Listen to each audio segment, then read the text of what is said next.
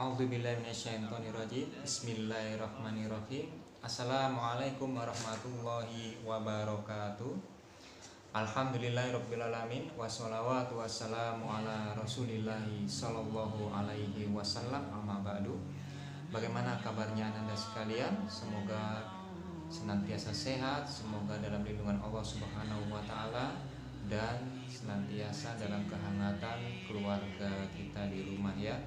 Alhamdulillah, hari ini kita kembali bertemu untuk belajar daring, yaitu tentang adab-adab anak soleh atau adab-adab dalam Islam.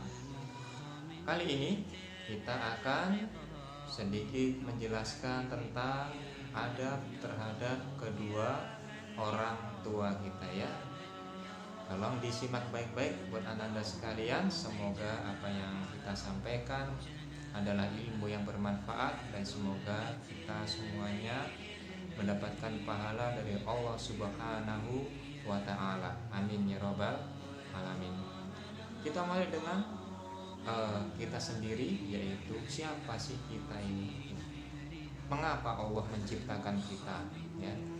Pertama, kita ini adalah manusia.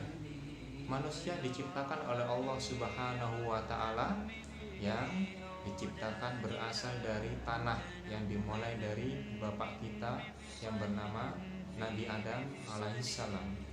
Beliau oleh Allah Subhanahu wa ta'ala diciptakan dari tanah yang hitam, kemudian diberi bentuk, kemudian ditiupkan ruh kepadanya, dan akhirnya hiduplah beliau di surga. Oleh Allah Subhanahu wa ta'ala diberikan berbagai macam kenikmatan ya, dan berdampingan dengan istri beliau yang bernama Hawa. Itu adalah secara singkat asal muasal dari manusia. Kemudian karena pelanggaran, satu saja pelanggaran beliau, yaitu juga disebabkan oleh bujukan setan atau iblis, hingga akhirnya beliau Nabi Adam alaihissalam dan istrinya yang bernama Hawa oleh Allah Subhanahu wa ta'ala diturunkan ke bumi, dipisah di sana, berada dalam kepayahan. Yang dulunya di dalam surga penuh kenikmatan, mau makanan apa saja tersedia, sekarang tinggal di bumi harus dengan berbagai macam usaha supaya bisa makan. Tapi oleh Allah Subhanahu wa ta'ala diberikan tata cara, diberikan ilmu bagaimana mereka bisa hidup di bumi dan bagaimana mereka bisa kembali kepada Allah Subhanahu wa ta'ala ya. Yaitu salah satunya adalah dengan diberi ilmu tentang bagaimana cara bercocok tanam, bagaimana cara beternak, dan bagaimana cara mengelola bumi ya.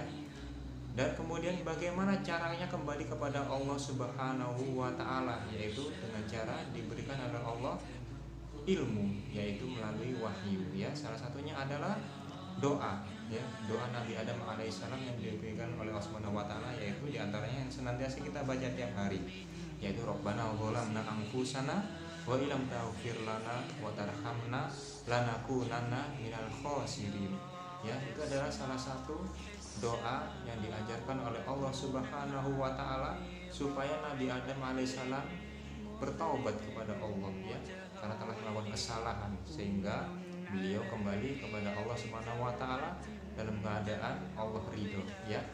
Itu adalah manusia ya. Bagaimana dengan kita? Tugasnya apa kita sebagai anak-anak dari Nabi Adam alaihissalam, keturunan Nabi Adam alaihissalam? Dijelaskan oleh Allah Subhanahu wa ta'ala dalam surat Az-Zariyat ayat ke-56. Bunyinya adalah wa ma khalaqtul jinna wal insa illa liya'budun. Tidaklah kuciptakan jin dan manusia kecuali beribadah kepadaku. Itu adalah singkat dari tugasnya manusia, yaitu beribadah. Kita ada di bumi diciptakan oleh Allah Subhanahu wa ta'ala hanya untuk beribadah, tidak ada yang lain. Bagaimana ibadah itu? Menyembah kepada Allah Subhanahu wa ta'ala saja, tidak kepada yang lain. Tata caranya bagaimana? Diajarkan oleh para nabi dan rasul ya, diajarkan oleh Allah Subhanahu wa ta'ala melalui mereka bagaimana tata cara beribadah. Jadi sejatinya kita manusia ini tugasnya hanya beribadah, yaitu ibadah yang satu berpindah kepada ibadah yang lain. Bersekolah itu termasuk ibadah kalau kita niatkan untuk Allah Subhanahu wa taala. Bekerja juga termasuk ibadah, ya. Semuanya termasuk ibadah, bahkan kita buang hajat pun termasuk ibadah. Itulah indahnya Islam, ya. Semua yang dikerjakan termasuk ibadah. Masuk toilet ibadah, mau tidur ibadah, mau keluar rumah ibadah. Syaratnya apa? Yaitu dengan ilmu. Dengan mempelajari ilmu, maka semua yang kita kerjakan bernilai ibadah, ya. Bahkan tidur pun kita ibadah, banyak pahalanya, ya. Itu adalah tugasnya manusia. Lalu bagaimana manusia ini kok bisa banyak, kok bisa diciptakan sangat banyak seperti ini? Nah, kita akan menjelaskan satu persatu, ya. Ini ada dua saja pembahasan, yaitu yang pertama, siapakah yang disebut dengan orang tua? Ya, jadi anda sekalian dengarkan baik-baik. Siapa sih orang tua itu? Orang tua kita, ya. Orang tua adalah siapa saja yang menjadi sebab kita lahir di dunia, yaitu dengan adanya seorang lelaki atau kita sebut sebagai ayah dan seorang wanita yang kita sebut sebagai ibu. Keduanya menikah, kemudian dengan sebab pernikahan mereka maka lahirlah kita sebagai anak-anak, ya. Mulai dari bayi mereka asuh, kemudian diajari merangkak, diajari bicara, diajari makan, ya, diajari untuk berlari, dididik untuk bagaimana berkata-kata yang baik dan lain sebagainya.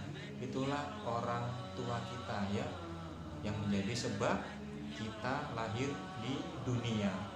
Bagaimana kalau kita sebagai anak jangan sampai menyesal jika kita dilahirkan ke dunia, ya. Seburuk-buruk kita sebagai anak atau seburuk apapun keadaan kita adalah benih yang terbaik, ya, benih yang terbaik yang dikeluarkan oleh mereka dari seorang lelaki yang bernama ayah dan seorang wanita yang bernama ibu. Ada yang menyesal, kok mukaku jelek kali, ya, kok aku seperti ini, kulitku kok hitam, ya, hidungku kok pesek. Nah, misalkan seperti itu. Jadi jangan menyesal, disyukuri, ya. Banyak-banyaklah bersyukur, ya. Jangan menyesal karena kita dilahirkan dari benih yang terbaik. Kita ini adalah terbaik, ya. Jangan sampai kita sesali kita lahir di dunia, ya. Karena apa? Sebaik-baik manusia adalah yang paling bertakwa kepada Allah Subhanahu wa taala, ya. Allah tidak melihat pada muka kita, Allah tidak melihat kepada wajah kita, tidak melihat pada bentuk tubuh kita, tidak melihat pada kulit kita, tetapi melihat pada hati kita, yaitu takwa, ya. Takwa kita akan dilihat oleh Allah Subhanahu wa taala, ya. Seperti itu, ya. Itu adalah orang tua. Kemudian bagaimana dengan anak?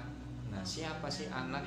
Nah, anak adalah siapa saja yang dilahirkan atau yang keluar dari rahim seorang wanita dengan sebab pernikahan tadi. Itu yang disebut dengan anak, ya. Kita semuanya adalah anak. Semuanya disebut anak kecuali siapa? Nabi Adam alaihissalam dan Hawa, ya, betul, ya. Selainnya disebut anak, ya, anak-anak Adam, ya. Kalau kita adalah keturunannya Nabi Adam alaihissalam. Kemudian tugas anak, kita sebagai anak punya tugas. Coba diingat-ingat, ya, tugas anak ini, ya. Di sini Ali menjelaskan secara singkat, yaitu ada 6 tugas seorang anak, ya. Yang pertama, berbuat baik kepada kedua orang tua, terutama ibu. Hati-hati, ya, dengan ibu, ya, terutama pada ibu. Berbuat baiklah kepada mereka karena kedudukan ibu ada 3 kali lebih daripada seorang ayah, sebagaimana yang dijelaskan oleh Nabi Muhammad Shallallahu Alaihi Wasallam, khususnya laki-laki. Karena laki-laki ini adalah haknya para ibu. Ananda yang laki-laki, jangan sampai menyia-nyiakan ibu ya. Kalau bisa dirawat sampai ketika beliau sudah usia yang sangat tua, dirawat ya. Kalau bisa rebutan merawatnya ya, pahalanya sangat besar ya. Contoh dari yang pertama yaitu berbuat baik kepada kedua orang tua, itu salah satu contohnya adalah membantu mereka. Misalkan contoh yang ringan ya, membantu membereskan kamar, membantu memasak atau membantu mencuci piring, menyapu kamar, mengepel lantai. Sebenarnya itu adalah membantu diri kita sendiri ya, itu adalah diri kita sendiri sebetulnya yang terbantu ya. Dengan begitu kita akan menjadi anak yang mandiri, tidak bergantung kepada ibu. Kasihan ayah dan ibu ya, sudah capek tapi kita tidak mau membantu mereka ya. Bantulah apa yang kita bisa. Seandainya kita tidak bisa, maka Ananda harus mau belajar ya, mau membantu ibu atau ingin belajar membantu ibu, itu sangat diperbolehkan ya. Kemudian yang kedua yaitu mentaatinya dalam hal yang baik, taat kepada mereka dalam hal yang baik. Misalkan kita diperintah untuk sholat, kita diperintah untuk berangkat sekolah, kita diperintahkan untuk belajar, kita diperintahkan untuk misalkan di rumah jaga adik atau bagaimana ya. Apa saja perintah mereka kita taati, asalkan diperintah yang baik. Apakah ada perintah yang buruk? Ada.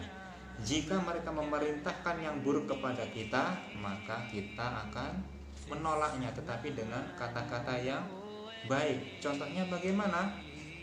Contoh, salah satu contoh, kalau mereka memerintahkan perintah yang buruk, contohnya bagaimana? Di dalam Al-Quran disebutkan bahwa kita tidak boleh mentaati mereka saat kita disuruh berbuat syirik. Contohnya apa? Misalkan kita disuruh menyembah batu, kita disuruh menyembah pohon, atau kita disuruh menyembah kuburan, maka itu kita tolak, tapi tetap dengan cara yang baik ya. Itu adalah yang kedua, mentaati mereka dalam hal yang baik.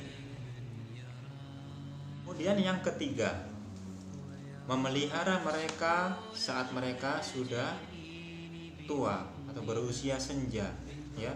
Saat mereka berusia tua, maka kewajiban kita adalah untuk mengurusi mereka, khususnya yang laki-laki. Anak laki-laki lebih khusus untuk merawat kedua orang tua dikala mereka sudah berusia senja ya. Bagaimana dengan anak perempuan? Juga diperbolehkan, tetapi anak-anak perempuan pastinya kelak akan mengikuti suami-suami mereka ya, mengikuti suami mereka. Jadi mereka mengutamakan taat kepada suami. Alhamdulillah bila kelak mendapatkan suami yang soleh dan bisa merawat kedua orang tuanya, itu adalah yang lebih baik ya. Memelihara mereka, jangan sampai mereka ketika di masa tua diletakkan di panti jompo, atau ada yang sampai orang tuanya dibuang di hutan, atau orang tuanya ditelantarkan ya. Jangan, karena menjadi anak yang durhaka. Anak-anak yang seperti itu tempatnya adalah di neraka, disiksa nanti oleh Allah Subhanahu wa Ta'ala. Itu adalah yang ketiga, yaitu memelihara mereka dikala mereka telah tua.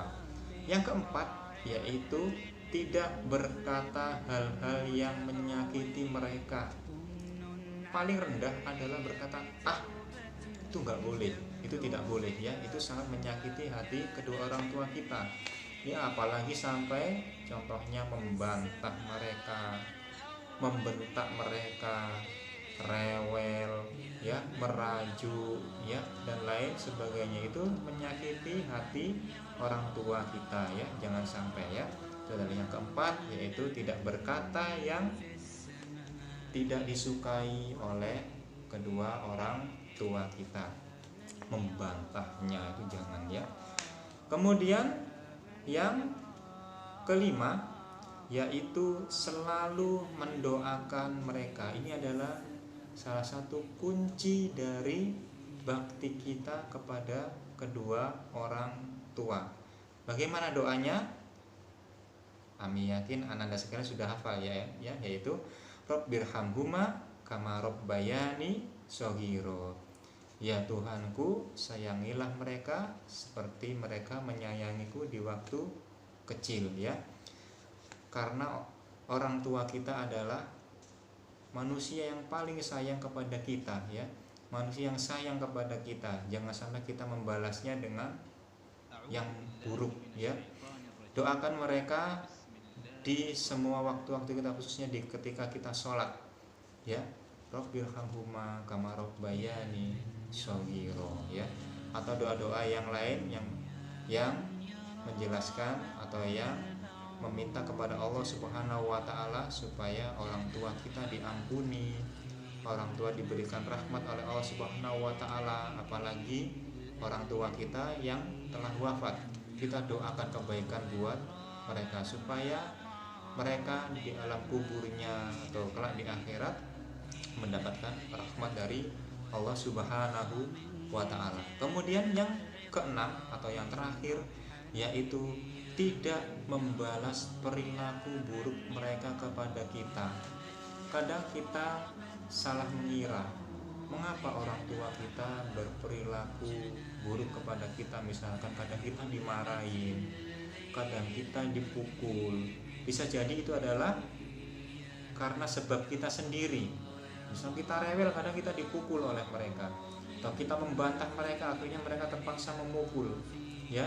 Itu adalah keadaan yang membuat mereka marah. Makanya harus taat kepada mereka. Lalu bagaimana dengan orang tua yang kurang baik dalam mendidik anak? Misalkan suka marah ya, pulang kerja marah. Kita jangan sampai, atau ananda sekalian jangan sampai menaruh dendam kepada mereka ya. Tetaplah berbuat baik kepada mereka, tetaplah doakan kepada mereka. Doakan mereka supaya mendapatkan hidayah, supaya di rumah ini tentram, tidak ribut ya. Dengan cara ananda sekalian senantiasa berbuat baik, bertutur kata yang baik, kemudian membantu mereka dalam hal-hal yang baik. Insya Allah akan membuka hati-hati mereka, membuka pikiran mereka, sehingga mereka berperilaku baik kembali ya. Itulah sedikit tentang adab-adab kepada kedua orang tua kita ya. Kita ringkas. Yang pertama adalah berbuat baik kepada kedua orang tua kita, khususnya ibu. Yang kedua, mentaatinya dalam hal yang baik, tidak mentaatinya dalam hal yang buruk. Yang ketiga, memelihara mereka saat mereka sudah tua. Yang keempat, tidak berkata yang menyakitkan kepada mereka. Yang kelima, senantiasa mendoakan mereka. Yang keenam, tidak membalas perilaku buruk mereka kepada kita ya. Itulah sedikit tentang adab kepada kedua orang tua kita. Semoga apa yang kami sampaikan bermanfaat, kurang lebihnya mohon maaf. Semoga ilmu kita ini adalah ilmu yang bermanfaat. Semoga Ami, Ananda, dan kedua orang tua kita semuanya adalah termasuk dari anak-anak yang soleh dan soleha. Dan semoga kelak kita dipertemukan Allah Subhanahu wa ta'ala ke dalam surganya. Amin ya rabbal alamin. Wabillahi taufiq wal hidayah. Subhanakallahumma wa bihamdika asyhadu alla ilaha illa anta astaghfiruka wa atubu ilaik. Assalamualaikum warahmatullahi wabarakatuh. Bismillahirrahmanirrahim. Untuk yang berikutnya kami akan memberikan pertanyaan kepada ananda sekalian ya. Insya Allah ananda bisa menjawabnya kalau tadi bisa mendengarkan dengan baik-baik apa yang kami sampaikan ya. Pertanyaannya kali ini jawabannya agak banyak ya, tapi kami yakin ananda sekalian mampu ya. Ananda adalah anak-anak yang soleh dan soleha yang bisa tertib untuk mendengarkan nasihat dan insya Allah bisa menjawabnya ya. Pertanyaannya cuma satu tapi jawabannya banyak ya. Silakan dijawab Ananda sekalian ya. Bagaimanakah atau sebutkan 6 adab seorang anak kepada kedua orang tua ya. Tadi sudah menjelaskan ada 6 adab seorang anak kepada kedua orang tua, yaitu ada 6. Silakan disebutkan masing-masingnya ya. Itu adalah tugas daring hari ini. Semoga Ananda sekalian bisa menjawabnya, dan semoga kita termasuk hamba-hambanya yang soleh dan soleha. Assalamualaikum warahmatullahi wabarakatuh.